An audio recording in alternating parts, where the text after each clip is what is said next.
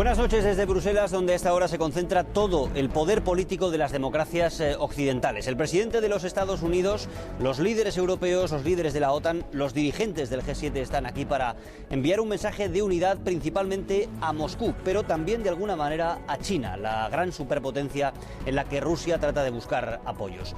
Washington y Bruselas se unen aquí en la capital comunitaria en el día en el que se cumple un mes de la invasión rusa de Ucrania.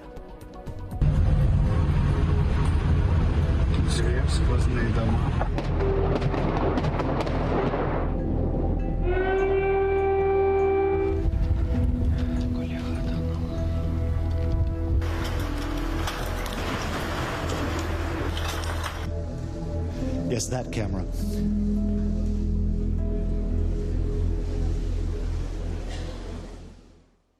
La verdad es que ahora estoy viviendo la mayor pesadilla mía porque en los peores sueños solo he podido imaginar que las tropas rusas pueden estar al lado de Kiev. Mi vida tras estas semanas ha cambiado completamente, por supuesto.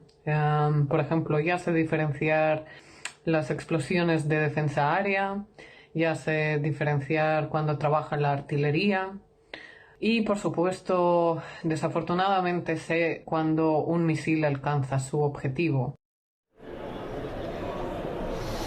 Pues era el testimonio de Alexandra, quizá muchos de ustedes la recuerden, estuvo con nosotros en el telediario especial que hicimos cuando se cumplió una semana de la guerra en Ucrania. Nos contó cómo vivía los primeros días y hoy a lo largo de este telediario vamos a escucharla también, nos va a contar cómo han ido cambiando sus rutinas, cómo ha ido cambiando ella misma, cuáles son sus miedos, qué espera también del futuro. Estamos ahora en esta sala de prensa del Consejo Europeo, se están tomando hoy y en los próximos días decisiones que seguramente van a afectar a Ucrania y también a las relaciones entre Occidente y Rusia. Pero vamos a comenzar este telediario en Kiev, en la capital ucraniana, y hay un equipo de televisión española con Almudena Ariza. Almudena, desde que comenzó esta guerra de la que se cumple ya un mes, Kiev ha sido un objetivo principal del ejército ruso, pero hasta este momento al menos no ha caído bajo control de las tropas de Putin. ¿Qué tal? Buenas noches. Sí, bueno, lo primero debo decir es que hemos tenido otro día, otra jornada de ataques y explosiones contra edificios residenciales. De momento no se ha informado de víctimas y sí parece que el ejército ucraniano está resistiendo al ruso. De momento no ha podido rodear la ciudad y también les está haciendo frente en el noroeste, en Irpin, una ciudad que ha sido muy bombardeada, muy atacada, que se considera casi una puerta para Kiev y donde los ucranianos han conseguido casi retomar el poder en su totalidad. Pero atención, porque dicen también los informes militares y los análisis de la inteligencia occidental que Putin podría estar reorganizando sus tropas y preparando una estrategia para acometer operaciones de alto nivel en las próximas horas quizá o en los próximos días. Lo que está pasando además es que la situación sigue, por ejemplo, muy dramática en localidades como Mariupol, que sigue siendo el peor lugar en el país, donde hay más de 100.000 personas que están viviendo bajo las bombas que caen cada 10 minutos, están atrapadas sin luz, sin agua y en una situación absolutamente catastrófica. El balance de víctimas se cambia. Naciones Unidas habla de 1.000 muertos desde que comenzó la invasión y en cambio Ucrania está hablando ya de millares de víctimas mortales civiles. La invasión rusa comenzó en varios frentes, las tropas llegaron enseguida a las afueras de Kiev, de la capital, donde está Almudena, pero la guerra se estancó a los pocos días. Moscú se centró en puntos estratégicos, por ejemplo en Kharkov, en la segunda ciudad del país, en el noreste. Jersón, al sur, fue la primera gran ciudad que controlaron las tropas rusas y han continuado los bombardeos también en algunas ciudades de la zona occidental, muy cerca del territorio de países OTAN y europeos. Rusia tomó como objetivo Mariupol, en la costa este, una ciudad asediada porque su control permitiría unir la península de Crimea con la zona ya bajo control ruso o prorruso en el Donbass. Hoy, un mes después, siguen los ataques rusos, pero sin grandes avances. Es la explosión en un buque de guerra ruso atracado en Berdiansk, una ciudad controlada por el ejército del Kremlin. La marina ucraniana asegura que lo ha destruido. Hace unos días lo veíamos intacto en este puerto estratégico. A bordo llevaba tanques, blindados y más tropas. Es un nuevo revés para los rusos, cuya superioridad militar es innegable.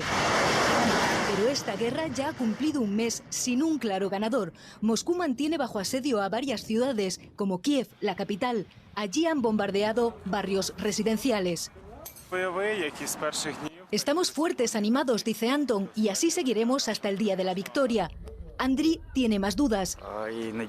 Intento mantener la calma y pensar que esto pasará pronto.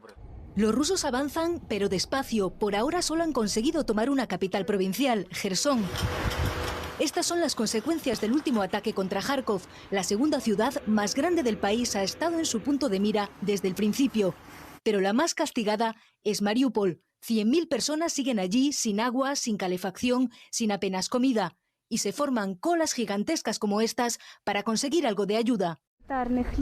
Nos han dado pan, también pañales y cereales para el bebé, dice Angelina. En un mes de guerra, la ONU ha podido confirmar la muerte de más de 1.000 civiles.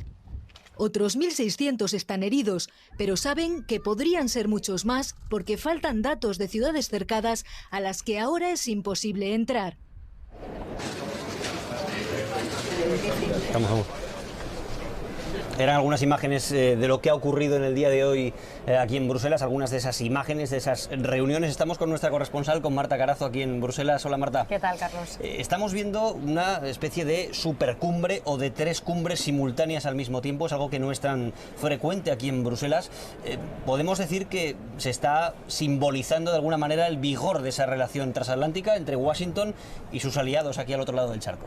Sí, yo creo que ese es el gran titular que hemos visto hoy en la capital comunitaria, ¿no? Esa unión y esa unidad de la relación transatlántica lo hemos visto desde las 8 de la mañana. Hemos estado en la cumbre de la OTAN, después el G7 y después este Consejo Europeo, donde siguen reunidos y donde por primera vez estamos viendo a un presidente estadounidense como invitado en un Consejo Europeo. Eso es importante porque yo creo que no podemos olvidar los años de Donald Trump, donde la Unión Europea se sintió pues muy humillada, muy ignorada. Cuando Joe Biden fue elegido, de los primeros viajes que hizo fue venir aquí y dijo America is back, América ha vuelto, y casualmente es Rusia la que revitaliza esa relación. Lo hemos visto en la reunión del G7, la Unión Internacional, dispuestos a ir más allá en las sanciones, han dicho si es necesario, desde luego lo hemos visto en la OTAN.